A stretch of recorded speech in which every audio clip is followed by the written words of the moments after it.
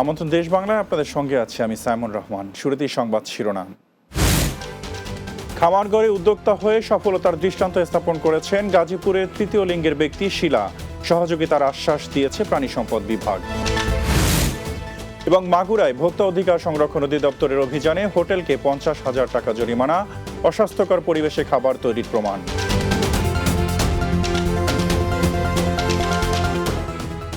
শুনছিলেন শিরোনাম, এবার বিস্তারিত। ভিক্ষাবৃত্তি বা চাঁদাবাজি নয়, গাজীপুরের তৃতীয় লিঙ্গের ব্যক্তি শিলা নিজ উদ্যোগে কৃষি খামার গড়ে দৃষ্টান্ত স্থাপন করেছেন সফলতার। শিলার এই উদ্যম এবং সাফল্য দেখে অন্যরাও উদ্বুদ্ধ হচ্ছেন। সরকারি সহযোগিতা পেলে আরও ভালো করার আশা প্রকাশ করেছেন তিনি। তাকে সহযোগিতার আশ্বাস দিয়েছে জেলা প্রাণী সম্পদ বিভাগ। গাজীপুর থেকে মোহাম্মদ শহীদুল ইসলামের প্রতিবেদন, জানাচ্ছেন সুরাইয়া সীমা।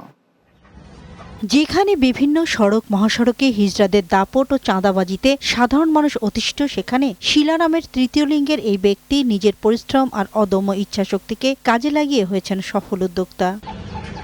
বলছি গাজীপুরের ভোগড়া বাইপাস এলাকার তৃতীয় লিঙ্গের শিলার কথা। নিজের সামান্য পুঁজি নিয়ে 5% জমি ভাড়া নিয়ে গড়ে তুলেছেন ছোট্ট খামার। এখানে রয়েছে 40টি ছাগল, হাঁস, মুরগি, কবুতর। নিজের জীবিকা নির্বাহের পাশাপাশি স্বপ্ন দেখছেন স্বাবলম্বী হওয়ার। প্রতিদিন সকাল থেকে রাত পর্যন্ত যত্ন নিচ্ছেন নিজের খামারের। সরকারি সহায়তা পেলে বড় আকারে খামার করার ইচ্ছা তার। ছোটখাটো খামার নিয়ে আমি করে রয়েছি, এত কিছু সহযোগিতা পাই তাইলে মনে করেন আমার আর একটু ভালো মানে।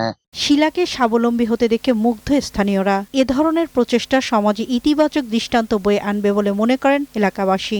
গরু পালে, হাঁস মুরগি পালে, না অন্যদের সাথে মানুষের কাছে হাত পাইতে খায় না, হ্যাঁ কর্ম করে খায়। ও একজন পরিশ্রমী, ও কাজ টাজ করেই খায়, ছাগল টাগল হাঁস মুরগি পালন করে। টাকা পয়সা নেয় না, যদি সরকারের সহযোগিতা করে তা আরো ভালো হবে। ছাগল দেখাশোনা করি, উনি আমার আত্মীয় হয়, ওনার মাধ্যমে থাকতেছি। আমার মাস শেষে 6,000 টাকা দেয়।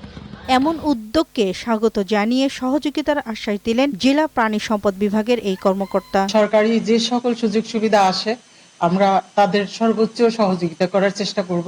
নিজের প্রচেষ্টা আর সাহসিকতা দিয়ে সমাজের অন্যদের জন্য দৃষ্টান্ত হয়ে উঠেছেন শিলা। অন্যরাও ভিক্ষাবৃত্তি ও চাঁদাবাজি বাদ দিয়ে বিভিন্ন পেশায় নিয়োজিত হয়ে স্বাবলম্বী হবেন, এমন প্রত্যাশা সকলের। Desk report, Bangla TV. Pabna মানসিক হাসপাতালের মান উন্নয়নে বর্তমান সরকার জোর চেষ্টা চালিয়ে যাচ্ছে বলে মন্তব্য করেছেন স্বাস্থ্যসেবা বিভাগের সচিব মোহাম্মদ সাইদুর রহমান। সোমবার পাবনা মানসিক হাসপাতাল পরিদর্শনকালে একথা বলেন তিনি। এ সময় ছিলেন স্বাস্থ্যসেবা বিভাগের মহাপরিচালক প্রফেসর ডাক্তার আবু জাফর, পাবনার civil surgeon doctor Abul Kalam Azad, মানসিক হাসপাতালের পরিচালক ডাক্তার শাফকাত ওয়াহিদ সহ বিভিন্ন স্তরের কর্মকর্তা কর্মচারীবৃন্দ। শারদীয় দুর্গোৎসব উপলক্ষে টাঙ্গাইলের নাগরপুর উপজেলার বিভিন্ন পূজা মণ্ডপে আইপি ক্যামেরা বিতরণ করেছেন স্থানীয় বিএনপি নেতা আতিকুর রহমান আতিক। নাগরপুর কেন্দ্রীয় কালীবাড়ি প্রাঙ্গণে ক্যামেরা বিতরণের আয়োজন করা হয়। অনুষ্ঠানে প্রধান অতিথি ছিলেন উপজেলা বিএনপির সভাপতি এম এ সালাম। উপজেলা পূজা উদযাপন কমিটির সভাপতি শিব শঙ্কর সূত্রধরের সভাপতিত্বে ও সাধারণ সম্পাদক ঝুটন কুমারের পরিচালনায় এ সময় উপস্থিত ছিলেন উপজেলা বিএনপির সাধারণ সম্পাদক হাবিবুর রহমান হবি, সাংগঠনিক সম্পাদক মোহাম্মদ রফিজ উদ্দিন সহ অন্যান্যরা। মাগুরায় ভোক্তা অধিকার সংরক্ষণ অধিদপ্তরের অভিযানে সোনার বাংলা হোটেলকে 50,000 টাকা জরিমানা করা হয়েছে। সেখানে ফ্রিজে রাখা মাছ ও কাঁচা গরুর মাংস একসাথে সংরক্ষণ, পুরনো তেল ব্যবহার, পোড়া মাংস মজুত রাখা এবং অস্বাস্থ্যকর পরিবেশে মিষ্টি রাখা সহ নানা অনিয়ম ধরা পড়ে। এছাড়া অস্বাস্থ্যকরভাবে খাবার তৈরি ও সংরক্ষণ এবং আগের দিনের বাসি গ্রিল ও মুরগির চাপ পুনরায় বিক্রির প্রমাণও পাওয়া যায়। এসব অপরাধের দায়ে প্রতিষ্ঠানের মালিক মোহাম্মদ উজির বিশ্বাসকে 50,000 টাকা জরিমানা করা হয়। অভিযান পরিচালনা করেন জাতীয় ভোক্তা অধিকার সংরক্ষণ অধিদপ্তর মাগুরা জেলা কার্যালয়ের সহকারী পরিচালক সজল আহমেদ। দুর্বৃত্তের হামলায় ক্ষতিগ্রস্ত রাজশাহীর তানোর পৌর শহরের সিন্ধুকাই এলাকার আদিবাসী মিনতি রানীকে ঘর নির্মাণের জন্য টাকা উপহার দিয়েছে জেলা জামায়াত ইসলামী। কেন্দ্রীয় জামায়াত ইসলামের সিনিয়র নায়েবে আমির অধ্যাপক মুজিবুর রহমানের পক্ষ থেকে মিনতি রানীকে নগদ 50,000 টাকা উপহার দেওয়া হয়।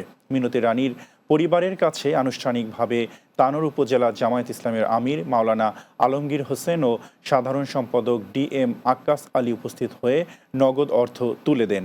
তানোর পৌরসভার ৪ নম্বর ওয়ার্ডের জামায়াত ইসলামের সভাপতি মাওলানা আবুল হোসেনের সভাপতিত্বে এ সময় জামায়াত ইসলামী তানোর পৌর আমির মাওলানা মুকসেদ আলী সহ অন্যরা উপস্থিত ছিলেন।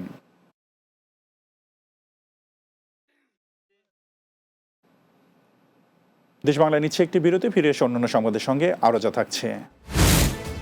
তারুণ্যের উৎসব উপলক্ষে দেশের বিভিন্ন জেলায় জাতীয় ফুটবল চ্যাম্পিয়নশিপ অনুষ্ঠিত। প্রতিনিয়ত এমন আয়োজনের দাবি ফুটবল প্রেমী দর্শকদের।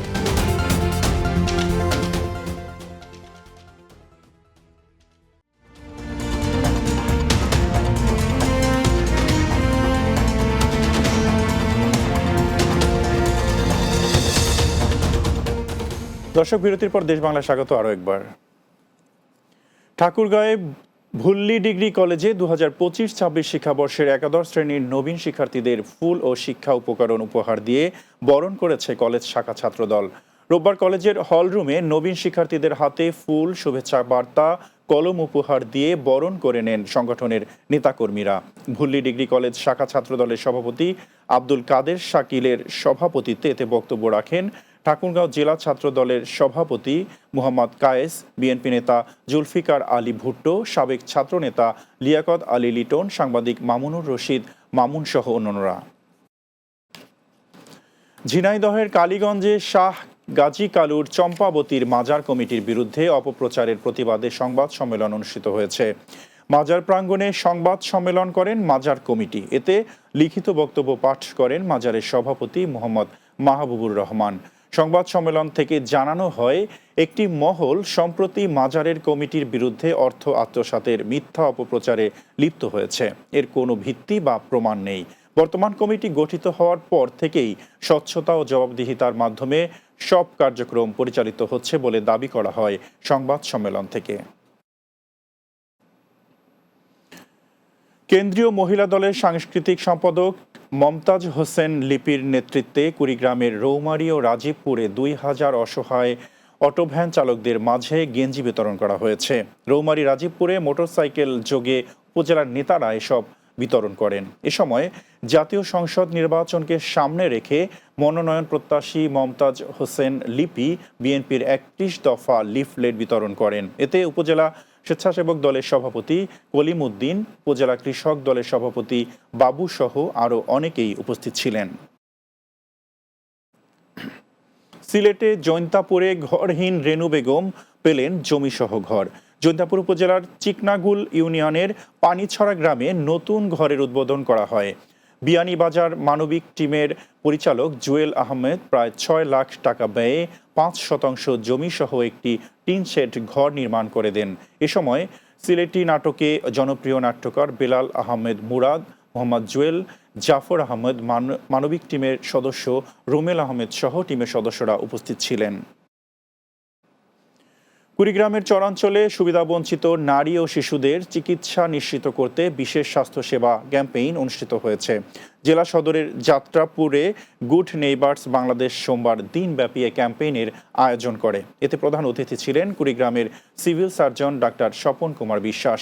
এ সময় deputy civil surgeon doctor ANM Golam Mohaimen, doctor SM Golam Rabbani Hira, doctor Nasima Khatun, Kurigram CDP manager Romeo Ratan Gomez সহ অন্যান্যরা উপস্থিত ছিলেন।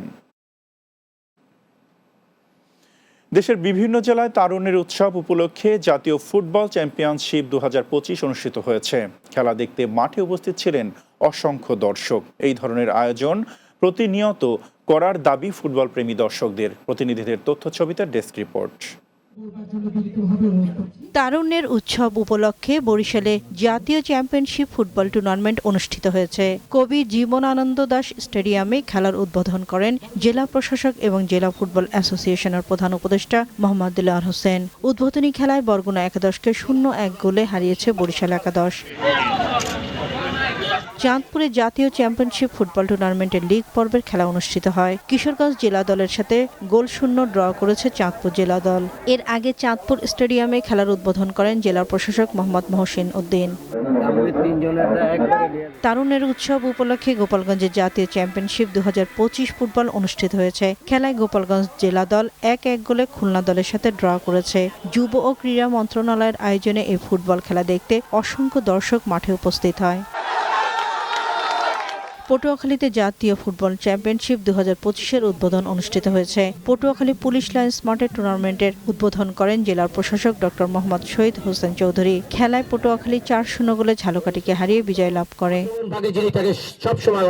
তারুণের উৎসব 2025 উপলক্ষে জুলাই শহীদ যোদ্ধাদের স্মরণে সুনামগঞ্জে জাতীয় চ্যাম্পিয়নশিপ ফুটবল ম্যাচ অনুষ্ঠিত হয়েছে। সুনামগঞ্জ জেলা স্টেডিয়ামে খেলার উদ্বোধন করেন জেলা প্রশাসক ইলিয়াস মিয়া। 90 মিনিটের এই খেলায় সুনামগঞ্জ জেলাকে 2-1 গোলে হারিয়ে বিজয়ী হয় মৌলভীবাজার জেলা। তারুণ্যের উৎসবের অংশ হিসেবে পঞ্চগড়ে জাতীয় চ্যাম্পিয়নশিপ 2025-এর ফুটবল খেলার উদ্বোধন করেন জেলা প্রশাসক সাবেদ আলী। খেলায় পঞ্চগড় জেলা ফুটবল দল 3-0 গোলে নীলফামারীকে পরাজিত করে। শেষে বিজয়ীদের হাতে পুরস্কার তুলে দেন অতিথিরা। Desk report, Bangla TV. কুড়িগ্রামের চৌরাস্তা মোড় ফুটবল টুর্নামেন্টের ফাইনাল খেলা অনুষ্ঠিত হয়েছে। জেলা সদরের চর হরিকেশ বিএম কলেজ মাঠে ফাইনাল খেলার আয়োজন করা হয়। খেলায় পিএসসি স্পোর্টিং ক্লাব 4-1 গোলে লম্বু একাদশকে হারিয়ে চ্যাম্পিয়ন হয়। শেষে পুরস্কার বিতরণ করেন সাবেক সংসদ সদস্য উমর ফারুক, সাবেক পৌর মেয়র আবু বকর সিদ্দিক, ক্রীড়া সংগঠক জালাল হোসেন লাইজু সহ অন্যরা। শেষ করব দেশ বাংলা, যাওয়ার আগে শিরোনামগুলো আরও একবার। খামারগড়ে উদ্যোক্তা হয়ে সফলতার দৃষ্টান্ত স্থাপন করেছেন গাজীপুরের তৃতীয় লিঙ্গের ব্যক্তি শিলা। সহযোগিতার আশ্বাস দিয়েছে প্রাণী সম্পদ বিভাগ। মাগুরায় ভোক্তা অধিকার সংরক্ষণ অধিদপ্তরের অভিযানে হোটেলকে 50,000 টাকা জরিমানা, অস্বাস্থ্যকর পরিবেশে খাবার তৈরির প্রমাণ। এবং তারুণ্যের উৎসব উপলক্ষে দেশের বিভিন্ন জেলায় জাতীয় ফুটবল চ্যাম্পিয়নশিপ অনুষ্ঠিত। প্রতিনিয়ত এমন আয়োজনের দাবি ফুটবল প্রেমী দর্শকদের।